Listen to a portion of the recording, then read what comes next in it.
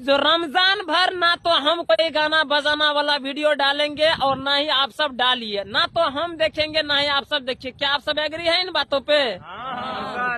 इंशाअल्लाह हाथ उठाइए सबके सब। हाँ, वादा कीजिए जो हम रमजान भर जो भी बाकी के दिन बचे हैं वो आज से और अभी से इसी वक्त से हम सब दोस्तों ये भाई सब ठानते हैं मन में जो कोई भोजपुरी गाना और कोई भी बजाना नहीं करेंगे, क्योंकि अभी रमजान का समय चल रहा है। नमाज पढ़ने पे, तरावी पढ़ने पे, नफल पढ़ने पे, सुन्नत पढ़ने पे टाइम को फोकस करे, लेकिन फिर भी जो समय बच जाते हैं उसको कुरान शरीफ पढ़ने में टाइम लगा दे, और फिर भी जो बचता है तो मोबाइल जब हाथ में लेते हैं तो कुछ ऐसा वीडियो देखे जो वीडियो रोजा के बारे में बताया गया हो, जो वीडियो रमजान के बारे में बताया गया हो, और ऐसे महीना में हम लोग गुनाहों से बचे, तौबा करें, हम भी करें, हम अपने चाहने वाले भाइयों सबसे भी जरूर कराए।